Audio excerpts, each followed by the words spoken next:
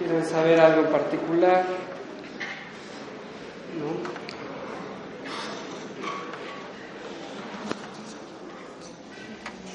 A ver.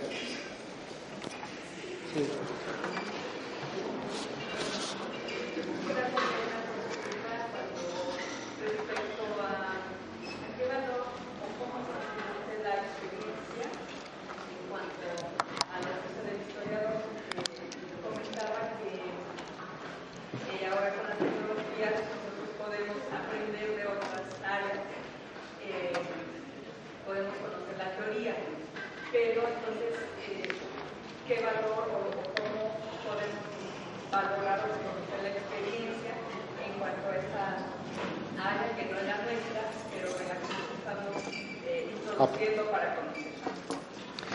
Bien, eso cada uno debe hacer su propia experiencia, ¿no?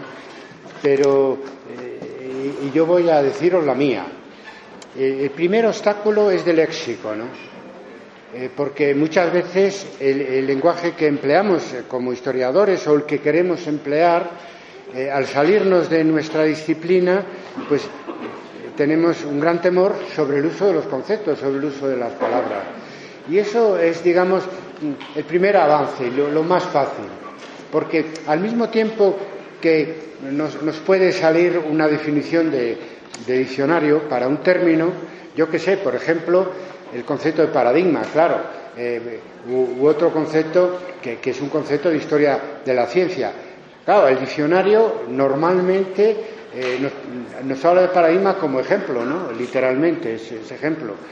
Pero los diccionarios digitales, que son menos conservadores que los tradicionales, ya nos hablan del concepto de paradigma según Kuhn, es decir, el consenso que se establece entre los miembros de una especialidad a la hora de ejercer su propia disciplina. Es decir, que todo lo que es nuevo, si no está en Internet, es que no es tan nuevo. Y después, que aparte de los diccionarios en línea, pues tenemos verdaderas Internet es una verdadera enciclopedia, y yo en ese sentido no despreciaría la aportación de Wikipedia, ¿no? Yo ya sé que se hacen muchos chistes y muchas bromas. Por ejemplo, en el campo de la historia suelen ser muchas veces profesores de instituto. Por eso cuando yo hablo de elevar a los profesores de instituto a nuestro propio nivel, es que son unos trabajos de síntesis que muchas veces son buenos y en otras veces son muy buenos y otras veces son regulares, pero te pueden servir, digamos, para, si lo que quieres es aclarar un dato, una explicación, una interpretación, un concepto. Si quieres ir más allá, es que hay muchos artículos académicos que están en Internet. Yo quiero deciros que mi página web tiene unos 15 años de historia y como un centenar de artículos, pero ha tenido 700.000 lecturas. En eso también hemos sido pioneros. Y son trabajos de investigación que yo procuro que puedan ser legibles para un profano, pues, siempre para un interesado por la historia. Pero es que ahora son muchos los colegas que publican en Internet, y desde que ha nacido Academia.edo, pues a través Academia.edo no es muy accesible fuera de los que formamos parte de ella.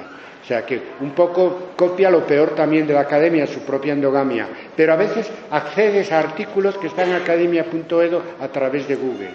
Es decir, que tenemos la posibilidad de conocer conceptos, de conocer algo más sobre un hecho, sobre lo que sea, de otra disciplina, estamos hablando a través de Wikipedia. Y después puedes ir a artículos, digamos, simplemente de especialidad.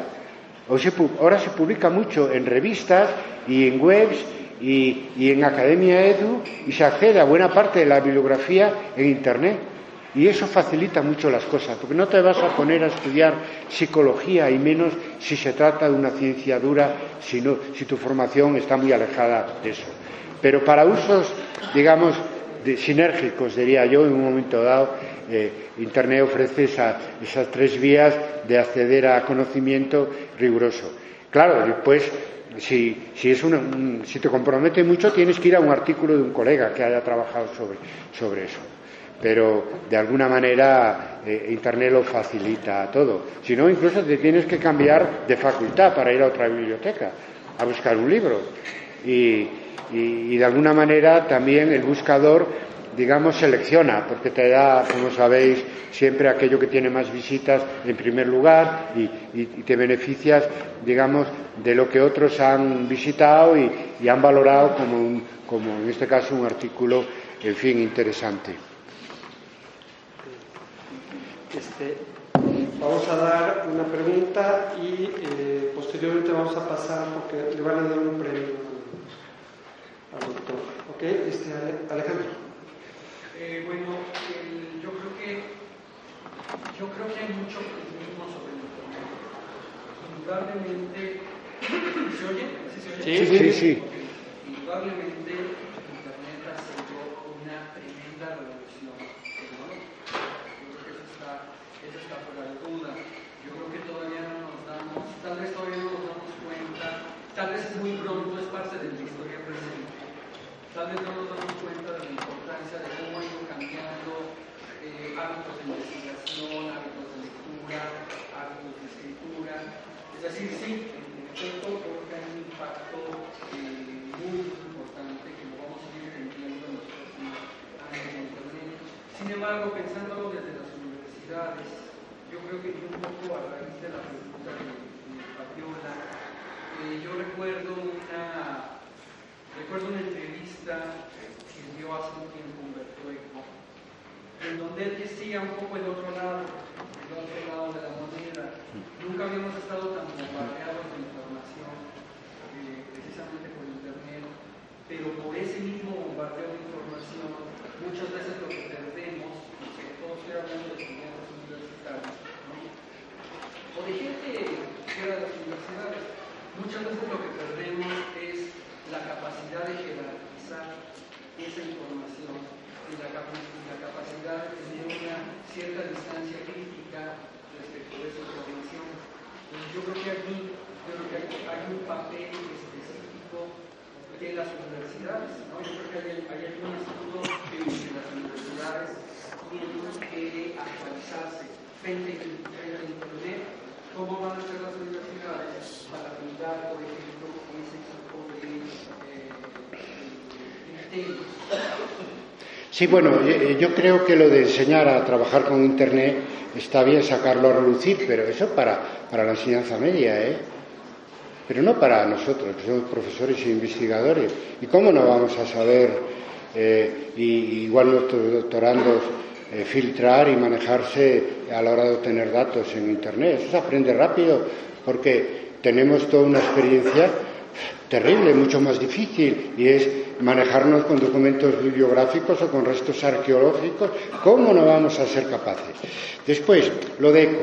Yo creo que el problema, sobre Eco ha habido un tremendo debate, uno de nuestros últimos tremendos en historia de debate, porque él hizo bandera de la fobia contra Internet que existe en la ciudad y también en la universidad y en medios culturales, y que desde Historia a Debate combatimos con toda claridad. Es un elemento más de debate que otra cosa. Y yo he llegado yo no conozco a Eco, pero él es muy amigo de Jacques Le Goff, y a través de Le Goff pues yo me sentía muy próximo también a Humberto Eco. En el primer congreso de Historia de Debate, Jacques Le Goff no vino a nuestro congreso, pues se fue con Humberto Eco a la China.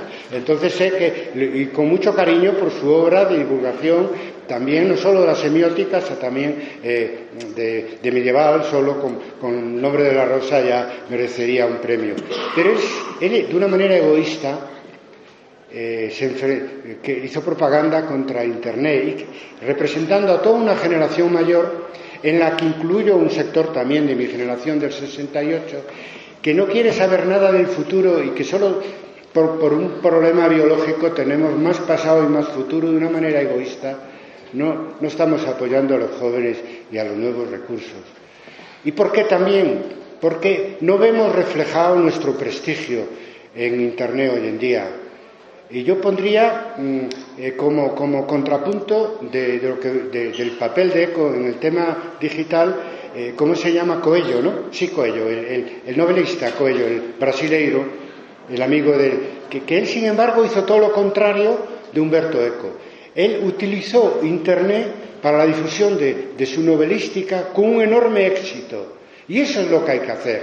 El prestigio que se tiene en base al papel, hay que volver a intentarlo en base a Internet y no ser egoístas como generación.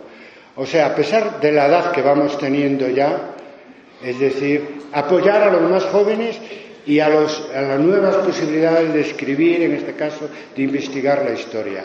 Ahora, al mismo tiempo, yo soy comprensivo, porque, bueno, es una generación que ha hecho mucho por la historia, por nuestras disciplinas, y ahora me da pena que se actúe como el perro del hortelano, ni se hace ni se deja hacer, y se utiliza ese prestigio para combatir el salto más importante que están dando nuestras sociedades en este momento, y si nosotros no nos damos nuestra disciplina nos quedamos rezagadas. Por lo tanto, una apuesta clara por Internet, sin duda alguna, aunque no tengamos la facilidad que tienen los nativos en Internet, los niños. Pero vamos, a mí me hablaba Mariluz del caso de un niño que tiene 1 año, 2 años, y que ya ve en la pantalla de la televisión, ya trata de ver si es táctil, etcétera. Ya piensa que todas las pantallas son táctiles. Bueno, pues estemos con esa generación futura, porque es la manera de hacer algo por una disciplina tan vieja como la historia, o en este caso también la antropología. Por favor, apostemos porque nuestra disciplina se adapte al nuevo siglo y a Internet con optimismo, por mucho que tengamos más pasado y más futuro. Y el futuro, bueno, también habría mucho que hablar, porque la revolución científico-técnica también afecta a la medicina y a la esperanza de vida, y por lo tanto confiemos también, seamos optimistas, que esa esperanza de vida nos hará vivir ese futuro digital mucho más tiempo. Nada más. Le van a dar un premio a Carlos Barros ya para finalizar la sesión del día de hoy. Le voy a ceder la palabra a la institución que le otorga el premio. Nos acompaña de la Sociedad Académica de Historiadores Iberoamericanos el doctor Francisco Javier Ramírez, que va a ser la entrega del premio al doctor Barros. Gracias. Primero que nada, quiero hacer un pequeño comentario. La Academia Latinoamericana de Literatura Moderna, de la que es asociada a la Sociedad Académica de Historiadores, en sus 20 años de existencia y sus fundamentos, ha procurado 2 vertientes decisivas: la de la publicación del trabajo, que muchas veces el 90% se queda en los escritorios o en el basurero, y el impulso al trabajo, al propio trabajo de literatos e historiadores, con reconocimiento a un esfuerzo que poco se reconoce. Hoy he sido testigo del inmenso valor que tiene, el esfuerzo que tiene tanto la labor de los directivos, maestros y participantes de esta Escuela Nacional de Antropología e Historia, como el del propio Carlos Barros. Y este esfuerzo se magnifica por el desinterés que se ha venido dando en varios renglones, como es el propio civismo, los valores en general, los valores patrios y la misma historia. Tanto que hay programas educativos en que se ha borrado tanto el civismo como la historia de los planes educativos, y hablo de nuestro propio país, incluso de México. Así es que el reconocimiento al trabajo, al esfuerzo, al impulso que le da a su vez Carlos Barros a los demás amantes de la historia mediante su organización de Historia Debate, de la cual soy firmante del nacimiento de hace 15 años también. Creo que es más que plausible, es de reconocerse, y de reconocerse porque al final de cuentas él es el que acicatea a aquellos que van a su vez a acicatear a los alumnos en las aulas. Yo pidiera que existieran 1000 Carlos Barros y que existieran 10.000 escuelas nacionales de antropología e historia.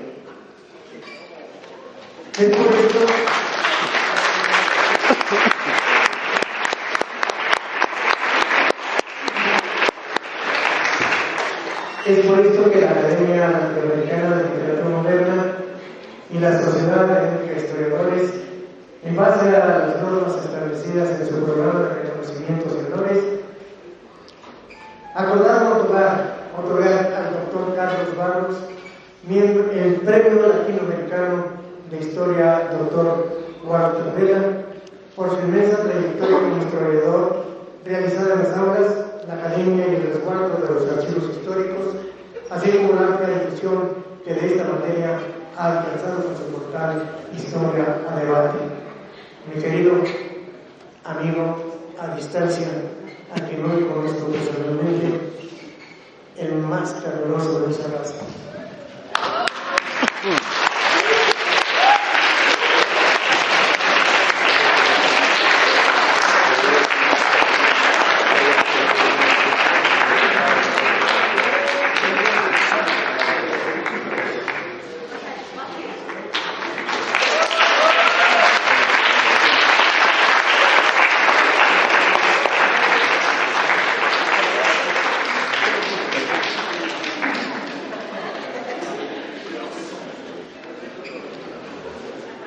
Muchas gracias. Bueno, con esto terminamos esta primera parte del día de la grabación y a las 11:30 tenemos lo que va a ser la mesa de la discusión y la academia de la licenciatura en historia. Entonces esperamos aquí a las 11:30 para la mesa de discusión.